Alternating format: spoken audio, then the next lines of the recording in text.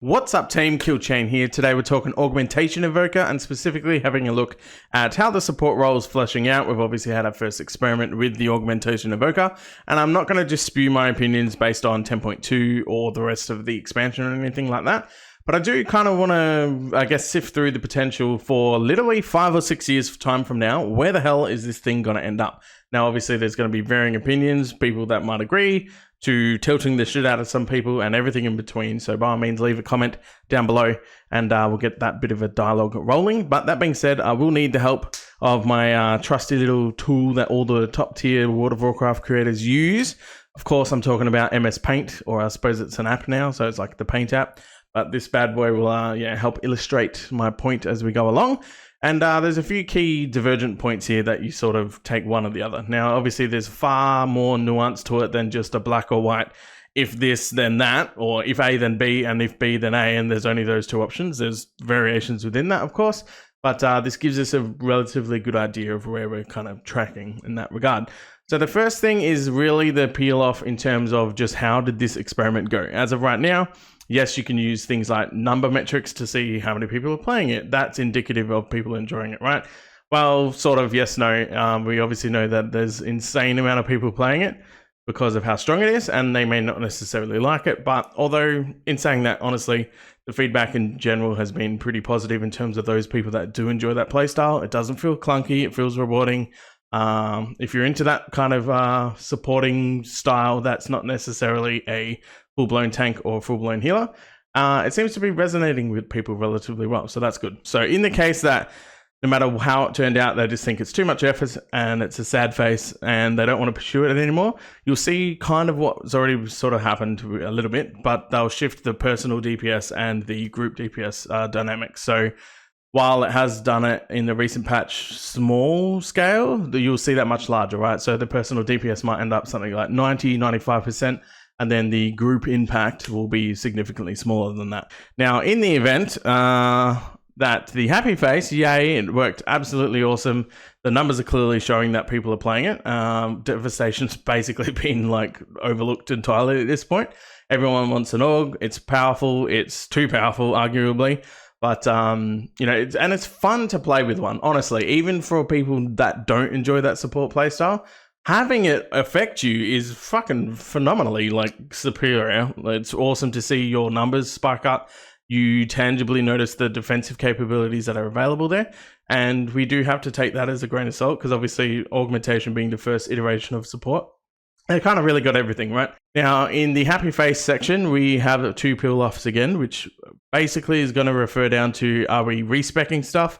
So I guess we can refer to it as existing specs, right?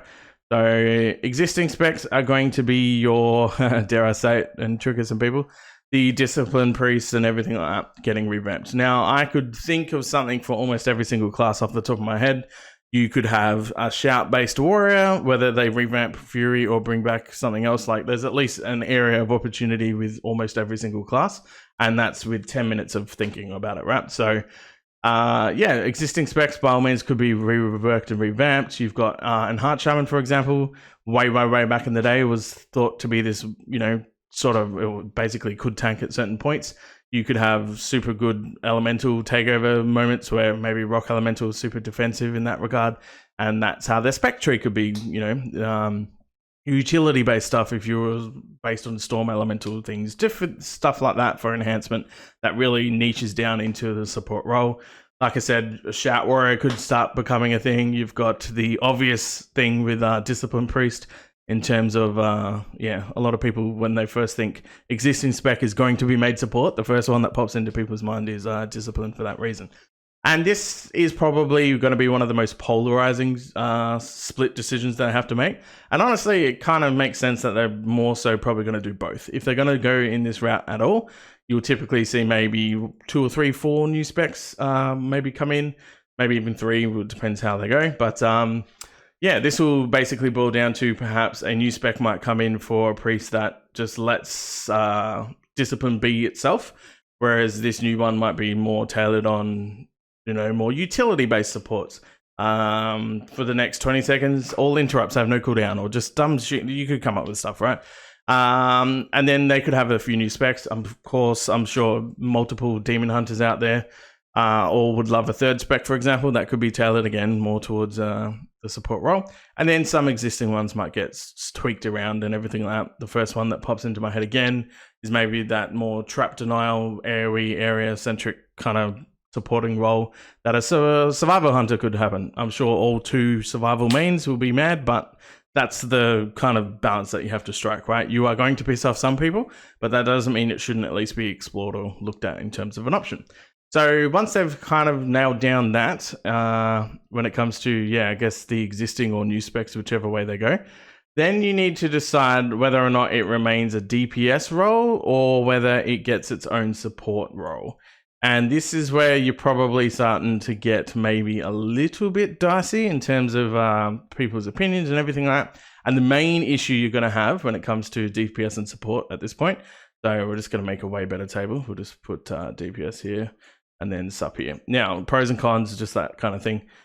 If you keep it as a DPS role, the problem is every single time, without fail, you are going to require that support bring enough that warrants as close as to a third DPS as possible. So you have a group of 5, 2 people, all the support roles are in that DPS kind of role, right?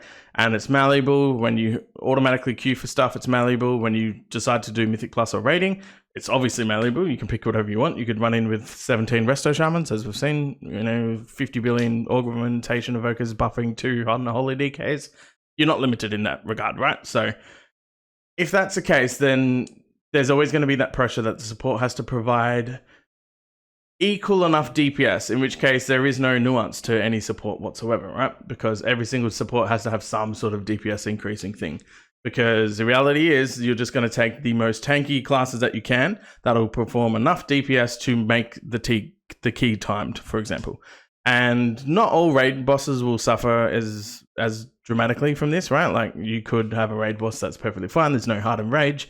And it's just a matter of, okay, well, these guys killed the boss in 7 minutes because they had heaps of DPS, whereas these guys went the safer option and they had a 20-minute fight, way slower, but guess what? They barely fucking took damage because there was 14 billion Earth Elemental and Heart Shamans. You get the idea.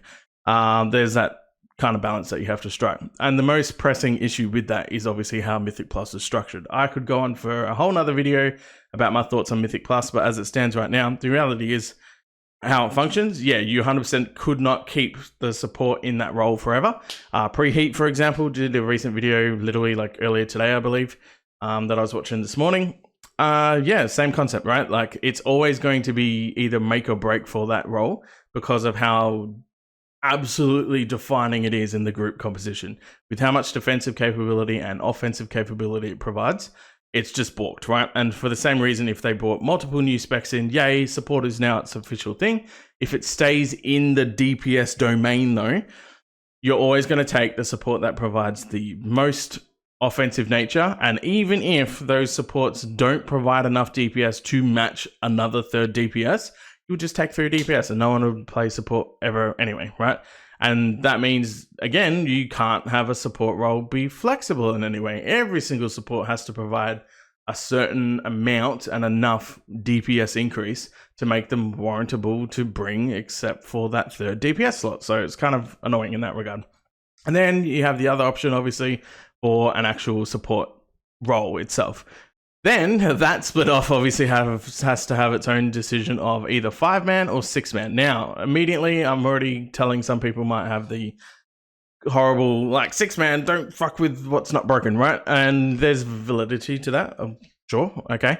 But if we have a look at the 5-man comp again, let's say that gets broken down into your tank, your 2 DPS, just put 2D, and then a support, and then a H for healer, right? And that's your full 5 comp. So in that regard, again, there's still nothing stopping, unless if you hard rigidly change how the game works, or if things get balanced around this idea of a perfect comp being involved with the 5-man, there's nothing stopping people from just taking 3 DPS, right? Instead of the 1 support, in which case you suffer the exact same issue as the DPS side if you keep it within that role.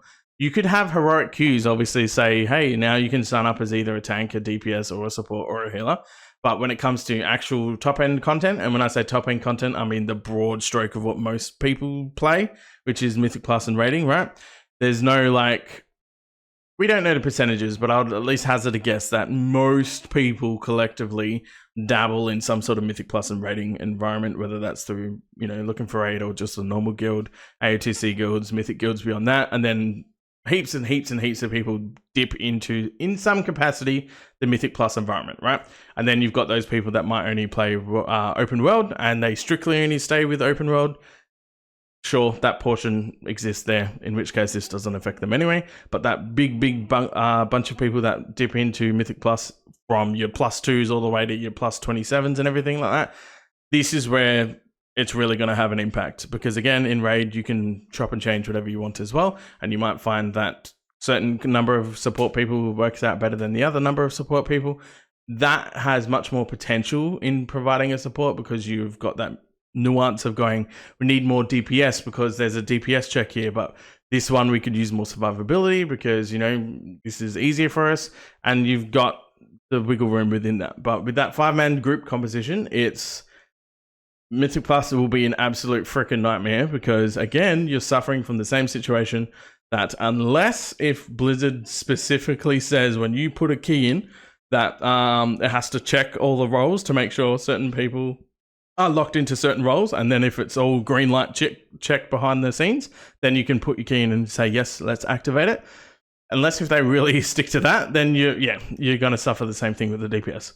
And same could be said with 6-men, right? Like, I mean, there's nothing stopping from people running 4 DPS instead of 3 DPS, and then have your 1 tank and 1 healer, and then the support role's just gone, because in a 6-man group, you can just still run with whatever you want to run, right? There's other discussions to be had in regards to group raid size composition for a 6-man. There's no pressure here. Mythic lock group size is probably just going to end up as 18 men, man. You could go to 24 man, because obviously that's 4 groups. People already hate the 20 man size. I would even completely, you know, tinfoil hat mode. The dream would be a friggin' 12 man, right? I'm more than happy to see more competition with smaller group sizes and just a better competitive environment around the race to world first. And I think 12 man could achieve that, or even 10 man, right? And people have been calling for Mythic 10 man rating for a while now as well. And they could make better encounters with that as well. There's more personal, what's the word I'm looking for? Accountability when it comes to like raid mechanics that you could really do. The smaller the group size, the better and more involved that you can be, and you really feel like you're contributing, you know. But whatever they do, they need to have some way of forcing a support to be required. Otherwise, every single support they come up with is going to suffer from that same situation. It needs to provide the same amount of offensive buff and the same amount of defensive capabilities, all in a neat package on every single friggin' support spec. And then that's its own challenging dilemma to try and balance from there as well, especially given the fact that you could always just not take a support and just run the DPS anyway. So it's going to be interesting. I think they always will struggle with balance in some capacity. That's how the nature of balancing works in MMOs. But by adding this in, it's certainly going to make it far more difficult, unless if they really kind of make some rigid behind the scenes changes to make sure support exists in that capacity, right? So let me know what you guys think down in the comments below. I'm curious. My lovely paint drawing of terribleness. What group sizes? How do you think it could possibly work? Do you guys even want support to be its own role? I do think if my prediction, I suppose, is we're in a position where all got received pretty well, and it seems fun to play. And obviously, numerically, it's fucking in every Mythic Plus group ever, anyway. So either they fundamentally change Mythic Plus, again, total other video required for that whole dilemma. But they either do that, or they go, cool, Aug was a successful experiment. Let's pursue the rest of the support options that we've got. Then they obviously would go, all right, are we just adding more specs? And then eventually we might hit 50 plus specs, and trying to balance that already sounds like a bit of a nightmare. And then from there, what the hell do we do? Do we just jam them all into the DPS role? In which case, again, you're competing with just bringing 3 DPS instead of a support. And likewise, that final form of, if you do want to have 5 or 6 man group, then you kind of still need to have some system overhaul that forces a support to be in every group. Otherwise, again, you're just going to be balancing for making sure every single support does enough damage that warrants not bringing in another DPS and enough defensive utility that, it's just going to be crazy. And then the other thought that pops into my head real quick before we finish up is you obviously have to then balance that in terms of the extremes, right? What if in a 5 or 6 man group, you have just one DPS and 2 separate supports that both homogenize and like harmoniously buff this one DPS out to the point where you just go, and why would we ever bring a not 3 DPS, because these 2 supports will just make an unholy DK or insert whatever crazy DPS spec, just retarded the OP, and they just destroy everything, right? So it's going to be interesting. I think the only way forward, if they do go about it, is they need behind the scenes tech to really nail down how a group size is going to work in Mythic Plus. In raids, I think that flexibility is actually kind of really cool and has the potential to make some really engaging and dynamic fights. And it's just going to be difficult. I'm not really too fussed whether they do the existing or new personally. I think a mix of both seems reasonable and probably likely. Where some specs will, that especially if they're underplayed, will probably at least get a potential look over in terms of what they could provide as a support. And then likewise, you'll probably see some new ones as well.